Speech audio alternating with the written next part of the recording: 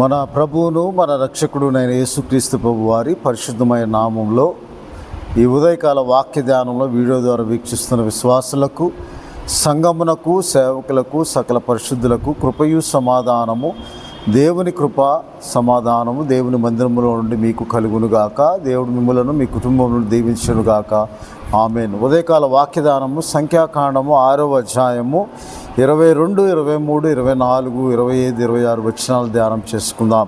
యెహోవా మోషేకు ఇలాగు సెలవిచ్చెను, అహరోనుతోనూ అతని కుమారులతోనూ ఇలాగనుము, మీరు ఇశ్రాయేలీయులను ఇలాగు దీవింపవలెను. యెహోవా నిన్ను ఆశీర్వదించి నిన్ను కాపాడునుగాక. యెహోవా నీకు తన సన్నిధిని ప్రకాశింపజేసి నిన్ను కరుణించునుగాక. యెహోవా నీ మీద తన సన్నిధి కాంతి ఉదయింపచేసి నీకు సమాధానము కలుగుజేయునుగాక. అట్లు వారు ఇశ్రాయేలుల మీద నా నామమును ఉచ్చరించుట వలన నేను వారిని ఆశీర్వదించెదను అని దేవుడైన యెహోవా మోషేకు, యాజకులు అయిన అహరోను వంశస్థులు, అహరోను కుమారులు ఇలాగూ దేవుని ప్రజలను దీవించాలని, అప్పుడు నేను వారిని ఆశీర్వదిస్తానని, యెహోవా నిన్ను ఆశీర్వదించునుగాక అని, కరుణించునుగాక అని, సమాధానము కలుగుచేయునుగాక అని దీవించినప్పుడు దేవుని ఆశీర్వాదము తన ప్రజల మీద ఆయన కృమ్మరించి అనుగ్రహిస్తాడని దేవుని వాక్యంలో రాయబడి ఉంది.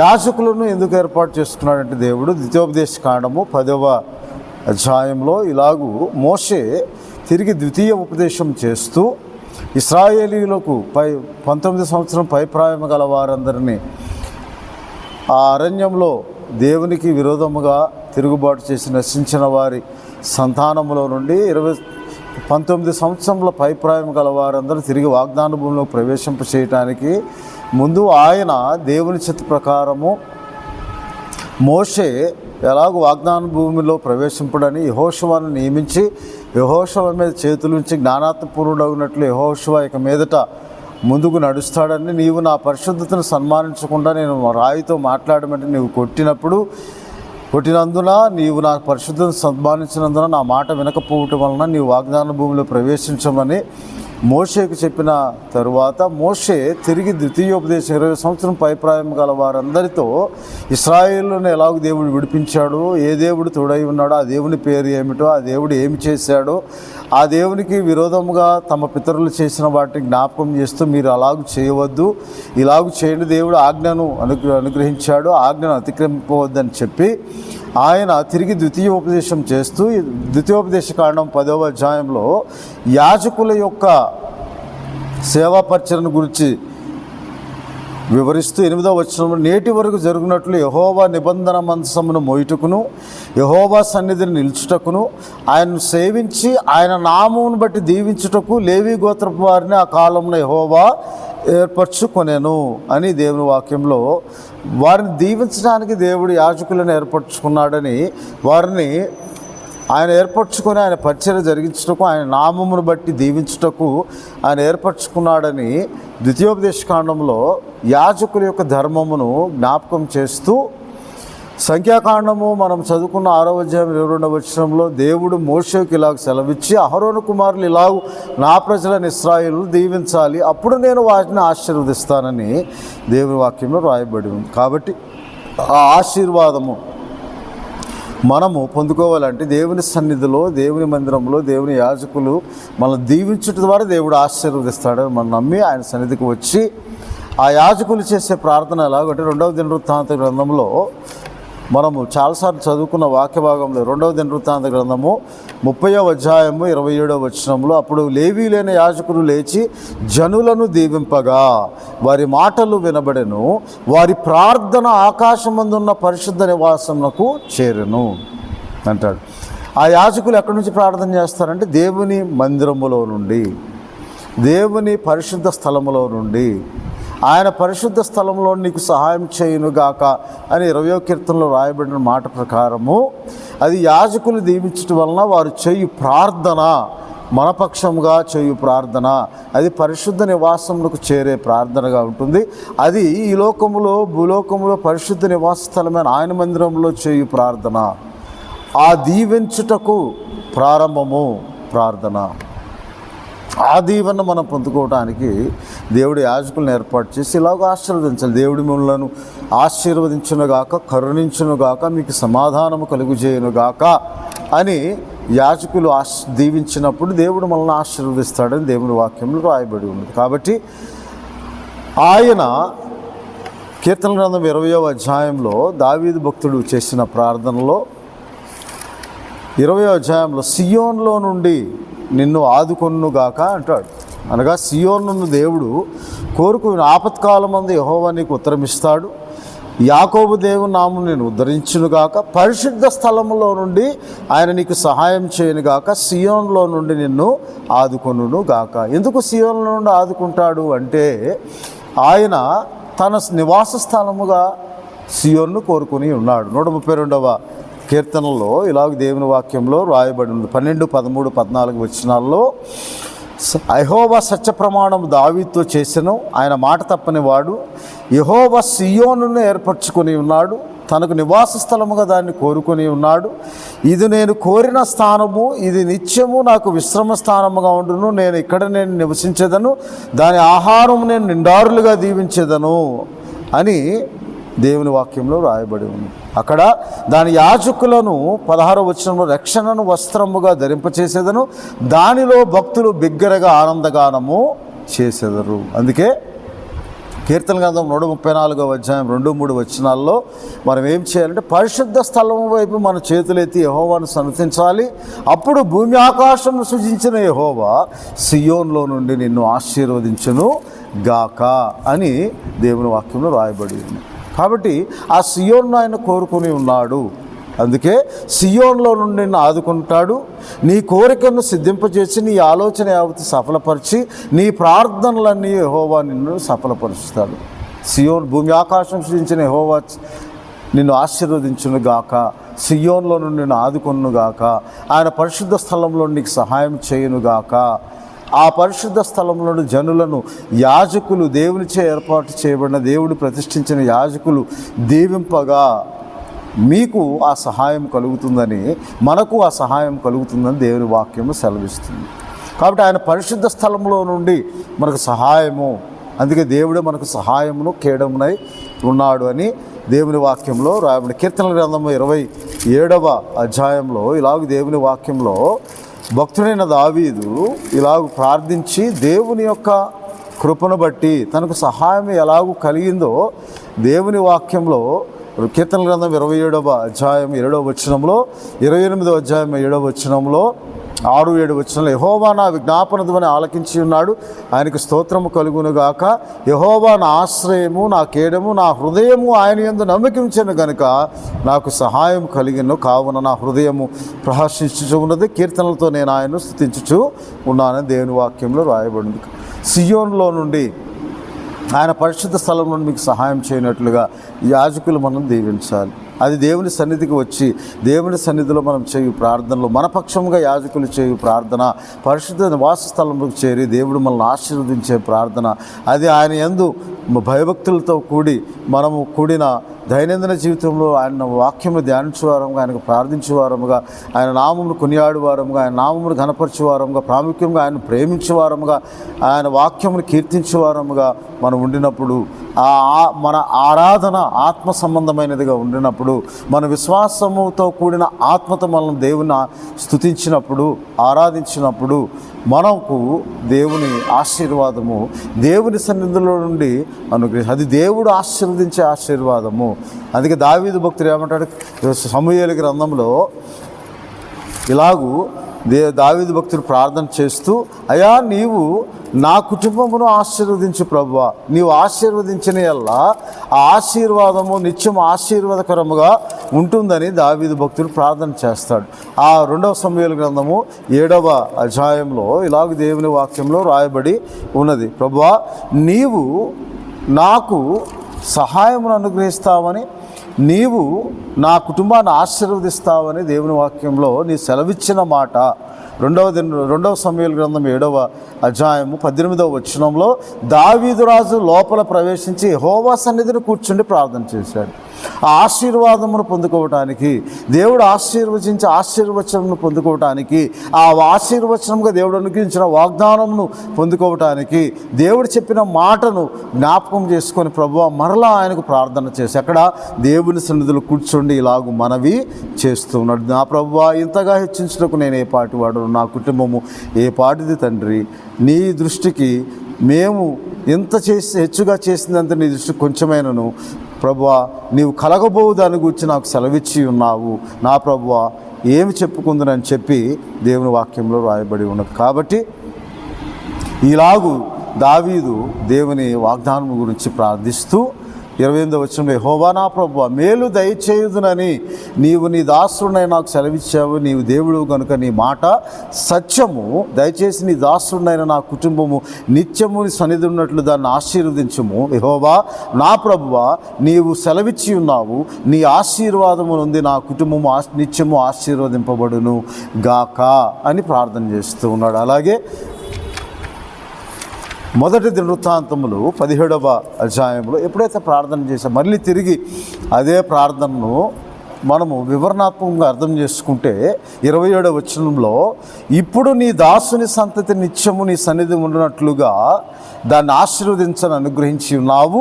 యెహోవా నీవు ఆశీర్వదించిన ఎడల అది అన్నిటికీ నిత్య ఆశీర్వాదముగా మాకు అనుగ్రహింపబడుతుందని దేవుని వాక్యంలో దేవుని ఆశీర్వాదము యాజకులు దీవించుట ద్వారా, దేవుడు ఆశీర్వదించడం ద్వారా ఆ నిత్యమైన ఆశీర్వాదము నీకు క్షేమమును, కాపుదల, సంరక్షణను, ఆరోగ్యమును, స్వస్థతను, ఆహారమును, పోషణను, నా జీవమును దేవుడు అనుగ్రహించి నిన్ను నీ కుటుంబానికి జ్ఞాపకం చేసుకుంటాడు. అది సియోనులో నుండి దేవుడు ఆలకించే అనుగ్రహించే ఆశీర్వాదం అని దేవుని వాక్యంలో రాయబడింది. అందుకే కీర్తన గ్రంథం 115వ అధ్యాయంలో ఇలాగ దేవుని వాక్యంలో ఎవరిని ఆశీర్వదిస్తాడంట?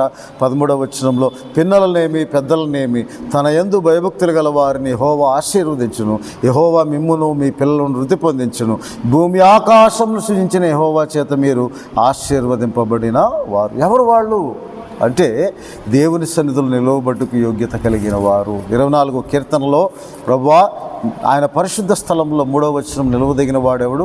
వ్యర్థమైన దానియందు మనసు పెట్టకయు, కపటముగా ప్రమాణము చేయకయు, నిర్దోషమైన చేతులను, శుద్ధ హృదయం కలిగి ఉండేవాడే వాడు యెహోవా వలన ఆశీర్వాదము నందును, తన రక్షకుడైన దేవుని వలన నీతిమత్వం పొందును. ఆయనను ఆశ్రయించువారు యాకోబు దేవా నీ సన్నిధిని వెతుకువారు అట్టివారే. కాబట్టి మనం కపటముగా ప్రమాణం చేయక, కపటముగా ప్రార్థన చేయక 17వ కీర్తనలు అంటాడే కపటమైన పెదవుల నుండి నా ప్రార్థనకు చెవియొక్కుము. అది కపటమైన పెదవుల నుండి వచ్చే ప్రార్థన కాదు ప్రభువా. నీవు మాట తప్పిన దేవుడు, నిజమైన దేవుడు, మహోన్నతుడు, మమ్మల్ని ఆశీర్వదించేవాడు, ఆదరించేవాడు, సహాయం చేయవాడు, నీ దీవెనలో మా మీద కృమరించి ప్రభువా అని ఆయన సన్నిధిలో నిలవదగిన యోగ్యతను మనం పొందుకొని ఆయన నామందు విశ్వాసం ఉంచి ఆయన వాక్యమును నమ్ముకొని ఆయన సన్నిధిని ప్రవేశించి దావీదు వలె ఆయన సన్నిధిని ప్రవేశించి ఆయన సన్నిధిని వెదుగుచు ఆయన సేవకుల ద్వారా అనుకున్నటువంటి దీవెనను మన ఆశీర్వాదంగా మార్చుకునే భక్తి మనకు చాలా అవసరమై ఉన్నది. అది దేవునికి ప్రార్థించడం ద్వారా మాత్రమే మనకు సాధ్యం. అందుకే నీవు నమ్ముట నీ వలన అయితే సమస్తము దేవునికి సాధ్యము. దేవునికి అసాధ్యమైనది ఏదీ లేదు.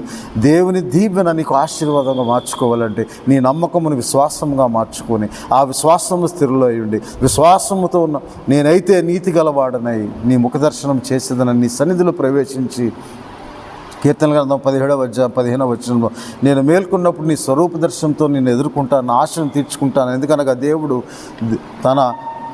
నా పక్షంలో ఉన్నాడు, నాకు ఆశ్రయదుర్గమై ఉన్నాడు. సియోన్లో నుండి ఇశ్రాయేలుకు రక్షణ కలుగు చేయు దేవుడు, సియోన్లను ఆదుకునే దేవుడు, మా ప్రార్థనలను వినే దేవుడు. యాజకుల ద్వారా మా ప్రార్థనలు మీ సన్నిధికి చేరినట్లుగా నీవు మమ్మల్ని ఆశీర్వదించినట్లుగా ప్రభువా మాకు సహాయం చేయి. నీవు ఆశీర్వదించిన నా కుటుంబం నిత్యము ఆశీర్వాదకరంగా ఉంటుంది ప్రభువా. ఆయనను నన్ను జ్ఞాపకం చేసుకుంటూ నా కుటుంబం ఏ పాటిది, నేను ఏ పాటి వాడును. ఆయనను నీ కృపను బట్టి నీ దయ చొప్పున మమ్మల్ని జ్ఞాపకం చేసుకొని నీవు మమ్మల్ని ఆశీర్వదించి ప్రభువా. నీవెన్నటికీ మాట తప్పని దేవుడు, నువ్వు వాగ్దానం చేసిన దేవుడు, నమ్మదగిన దేవుడు, మహోన్నతుడు, మహాపరిశుద్ధుడు, దీనులైన మమ్ములను నువ్వు మహోన్నతుడైనను దీనులైన మమ్ములను జ్ఞాపకం చేసుకునే దేవుడు, దీనదశలో ఉన్నప్పుడు మమ్మల్ని జ్ఞాపకం చేసుకునే దేవుడవని నీకు స్తోత్రాలు చెల్లిస్తున్నాను ప్రభువా అని దేవుని వాక్యంలో రాయబడిన ప్రకారం మనము కూడా అలాగూ ప్రార్థన చేయాలని మహోన్నతుడైన 138వ కీర్తన 6వ వచనం, యెహోవా మహోన్నతుడైనను ఆయన దీనులను లక్ష్యం. మనం దీనత్వము ధరించుకొని ద్విమనస్కులము కాకుండా దీన మనస్కులమై ఆయన చేతి బలిష్టమైన చేతి కింద మనము పేతురు గారు రాసిన పత్రికలో, యాకోబు పత్రికలో ఇలాగూ దేవుని వాక్యంలో రాయబడిన ప్రకారం మనము దీన మనస్కులుగా ఉండాలని, ఆయన బలిష్టమైన చేతుల కింద మనము దీన మనస్సును ధరించుకొని ద్విమనస్కులు కాక మన హృదయంలో పరిశుద్ధపరచుకొని వ్యర్థమైన దానిని మనసు పెట్టక కపటముగా ప్రమాణం చేయక దేవుని సన్నిధిలో దేవునికి నిజముగా మొరపెట్టి వారముగా, కీర్తన గ్రంథం 145వ అధ్యాయం, నిజముగా మొరపెట్టి వారికి ఆయన సమీపముగా ఉన్నాడని దేవుని వాక్యంలో రాయబడిన ప్రకారము 18వ వచనంలో 145వ కీర్తనలో తనకు మొరపెట్టి వారికి తనకు నిజముగా మొరపెట్టి వారికి యెహోవా సమీపంగా ఉన్నాడు, తన యందు భయభక్తులు గల వారి కోరిక ఆయన నెరవేర్చును, వారి మొర ఆలకించి వారిని రక్షించును, యెహోవా తన్ను ప్రేమించి వారందరినీ కాపాడును అని దేవుని వాక్యంలో రాయబడిన ప్రకారం నిజముగా ప్రార్థించే వారముగా ఆయన దీవెన కొరకు యాజకులతో కూడా మనం ఏకీభవించే ప్రార్థన చేసి యాజకుల ప్రార్థన మన పక్షముగా పరలోక నివాసంలోకి చేరి దేవుడి కృప నుంచి ఆశీర్వాదం పొందుకోవడానికి యోగ్యులుగా మనం ఉన్నప్పుడు యెహోవా మహోన్నతుడైన దీనులను లక్ష్యపెట్టు దేవుడు ఎప్పుడు అంటే 136వ కీర్తన 23వ వచనం, మనం దీన దశలో ఉన్నప్పుడు ఆయన మనల్ని జ్ఞాపకం చేసుకుంటాడు, ఆయన కృప నిరంతరము ఉండునుగాక అని అలాగూ మనం ప్రార్థించడానికి మనం ఏం చేయాలంటే యాకోబు పత్రిక 4వ అధ్యాయంలో ఇలాగ దేవుని యొక్క 8వ వచనం, దేవుని ఎందుకు రండి అప్పుడు ఆయన మీ యొద్దకు వచ్చును, పాపులారా మీ చేతులను శుభ్రం చేసుకునుడి, విమర్శకులారా మీ హృదయములను పరిశుద్ధపరచుకునుడి, వ్యాకులు పడుడి, దుఃఖపడుడి, ఏడు మీ నవ్వు దుఃఖములకు మీ ఆనందం చింతకు మార్చుకుని ప్రభు దృష్టికి మిమ్మల్ని మీరు తగ్గించుకునుడి, అప్పుడు ఆయన మిమ్మల్ని హెచ్చించును అని దేవుని వాక్యంలో రాయబడి ఉన్నది. కాబట్టి మొదటి పేతురు పత్రిక ఇలాగూ రాయబడి ఉన్నది 5వ అధ్యాయంలో 5వ వచనంలో, దీన మనస్సును వస్త్రము ధరించుకొని మిమ్మల్ని మీరు అలంకరించుకుని దేవుడు అహంకారులను ఎదిరించి దీనులకు కృప అనుగ్రహించును, దేవుడు తగిన సమయంలో మేము హెచ్చించినట్లు ఆయన బలిష్టమైన చేతి కింద దీన మనస్కులై ఉండు, ఆయన మిమ్మల్ని గురించి చింతించున్నాడు కనుక మీ చింత యావత్ ఆయన మీద వేయుడి, నిబ్బరమైన బుద్ధి గల వారే మెలకుగా ఉండి ప్రార్థన చేయండి అని చెప్పి దేవుడు మనకు అనుగ్రహించి ఆశీర్వాదం మనం పొందుకున్నట్లుగా నిజముగా మొరపెట్టు వారముగా అయా నీ సేవకులు చేయు ప్రార్థన మా జీవితంలో దీవెనగా, ఆ దీవెనను మేము ఆశీర్వాదంగా మార్చుకునే విశ్వాసమును మాకు దయచేయి ప్రభువా అని మనం ప్రార్థించుకొని అలాగే దేవుని సన్నిధిలో మనము సిద్ధపడాలని ఆ వాక్యం సంఖ్యాకాండం 6వ అధ్యాయం 22వ వచనంలో వాక్యము మన జీవితంలో నెరవేర్చబడి ఆశీర్వాదముగా మారుతుందని, ఇది మొదలుకొని మేమైతే కీర్తనల గ్రంథంలో 115వ అధ్యాయంలో మనం చదువుకున్న వాక్య భాగం 18వ వచనం, మేమైతే ఇది మొదలుకొని నిత్యం యెహోవాను స్తుతించెదము, యెహోవాను సన్నుతించుడి నా ప్రాణమా యెహోవా, నా 116వ కీర్తనలో ఆయన చేసిన ఉపకారములలో దేన్ని మరొక అనగా దాని అర్థం ఏమిటి? 12వ వచనంలో యెహోవా నాకు చేసిన ఉపకారం మట్టుకి నేను ఆయనకి ఏమి చెల్లించేదను, రక్షణ పాత్రను చేతపుచ్చుకొని యెహోవా నామం ప్రార్థన చేసేదను, ఎందుకనగా 4వ వచనంలో యెహోవా దయచేసి నా ప్రాణం విడిపింపమని యెహోవా నామం బట్టి నేను మొరపెట్టితిని, యెహోవా దయాళుడు నీతిమంతుడు, మన దేవుడు వాత్సల్యత గలవాడు, యెహోవా సాధువులను కాపాడువాడు, నేను కృంగి ఉండగా ఆయన నన్ను రక్షించెను, నా ప్రాణమై యెహోవా నీకు క్షేమం విస్తరింపు చేసి ఉన్నాడు, తిరిగి నీ విశ్రాంతిలో ప్రవేశించుము, మరణము నుండి నా ప్రాణమును కన్నీళ్లు విడకుండా నా కన్నులు జారిపడకుండా నా పాదములు నీవు తప్పించి ఉన్నావు, కాబట్టి ప్రభు రక్షణ పాత్రను చేతపుచ్చుకొని నేను ఆమెను ప్రార్థన చేస్తున్నాను. 118వ కీర్తన 5వ వచనంలో, ఇరుకునందు నేను యెహోవాకు మొరపెట్టిదని విశాల స్థలం ముందు యెహోవా నాకు ఉత్తరం ఇచ్చానని మనం ప్రార్థన చేసినప్పుడు దేవా కరుణించము, కృపచూపము, సహాయం చేయము. 57వ కీర్తనలో ఇలాగ దేవుని వాక్యంలో రాయబడి ఉంది. 57వ కీర్తన 2వ వచనం, మహోన్నతమైన దేవునికి నా కార్యము సఫలం చేయు దేవునికి నేను మొరపెట్టుచున్నాను, ఆయన వాక్యమును కీర్తిస్తున్నానని చెప్పి మనం ప్రార్థించినప్పుడు ఆ ఆశీర్వాదము దేవుడు పిల్లలనేమి పెద్దలనేమి మీరు యెహోవా చేత ఆశీర్వదింపబడిన వారు మీరు ధన్యులు అని దేవుని వాక్యంలో రాయబడి ఉన్నది. కాబట్టి దేవుడు మిమ్మల్ని దీవించునుగాక, కరుణించునుగాక, సమాధానం మీకు అనుగ్రహించునుగాక, ఆయన కాపాడి సంరక్షించునుగాక, ఆయన మందిరములోని దేవుడు మిమ్మల్ని దీవించి ఆశీర్వదించునుగాక అనే వాగ్దానం మనం పొందుకొని ఆ ప్రార్థన సఫలమయ్యే మన హృదయము యొక్క అంతరంగ స్వభావము దీన మనసుతో అలంకరింపబడి దీనత్వము ధరించుకొని మెత్తని మనసు కలిగి విధేయత చూపిన వారమే మన హృదయంలో ఆయన సన్నిధిలో కుమ్మరించి ప్రార్థించినప్పుడు దేవుడు మహోన్నతులైన దీనులైన మనం లక్ష్యపెట్టి దేవుడు మనకు సహాయం చేస్తాడు. ఆ వాక్యములు ఆ వాగ్దానములు బైబిల్ గ్రంథంలో పరిశుద్ధ లేఖనంలో రాయబడిన ప్రతి ఆశీర్వాదము మీ కుటుంబంలో, ఎందుకనగా మీరు భూమి ఆకాశం సృజించిన యెహోవా చేత ఆశీర్వదింపబడిన వారు. ఎందుకనగా ఆయన నామము నమ్ముకొని ఉన్నారు, ఆయన నామమును ఆశ్రయిస్తూ ఉన్నారు, ఆయన వాక్యము నమ్ముకొని ఉన్నారు. ఆయన వాక్యం నమ్మదగినది, పూర్ణాంగీకారం యోగ్యమైన నమ్ముకొని ఆయన వాక్యం మీద ఆధారపడి ఆ వాక్యమే మీ పాదములకు దీపం, మీ త్రోవకు వెలుగుగా ఆయన ఆత్మ సంబంధం ప్రతి ఆశీర్వాదమును ఆయన వాక్యం ద్వారా వాగ్దానము ద్వారా మనకు అనుగ్రహిస్తున్నాడని నమ్మి మనం దేవుని నామందు విశ్వాసం ఉంచి మనము యథార్థమైన హృదయంతో దీన మనసు ధరించుకొని ప్రార్థించినప్పుడు సంఖ్యాకాండం 6వ అధ్యాయం 2వ వచనంలో ప్రతి ఆశీర్వాదము, దావీదు కలిగిన ఆశీర్వాదం, అబ్రహామును అన్ని విషయంలో ఆశీర్వదించాడని 24వ అధ్యాయం ఆదికాండం 1వ వచనంలో ఆ ఆశీర్వాదములన్నీ దేవుడు మీకు అనుగ్రహించి మిమ్మల్ని కాపాడి మీ కుటుంబంలో మీ పిల్లలను వృద్ధి పొందించి ఆయన మందిరంలో దీవెన ఆశీర్వాదం మీకు దయచేయునుగాక. ఆమేన్. ప్రార్థన చేసుకుందాం. పరిశుద్ధుడైన తండ్రి, మహోన్నతుడా, అవును తండ్రి, మీ నామమును ఆశ్రయించే వారిని మీరు విడిచిపెట్టువారు కాదు ప్రభువా. ఈ ఉదయకాలంలో వీడియో ద్వారా వీక్షిస్తున్న ప్రతి ఒక్కరిని, ప్రతి కుటుంబాన్ని మీరు ఆశీర్వదించండి. సంఖ్యాకాండం 6వ అధ్యాయం 2వ వచనంలో ప్రభువా చేసిన ప్రార్థన ద్వారా అనుగ్రహింపబడిన దీవెన ఆశీర్వాదం వీడియో ద్వారా వీక్షిస్తున్న ప్రతి కుటుంబానికి అనుగ్రహించండి.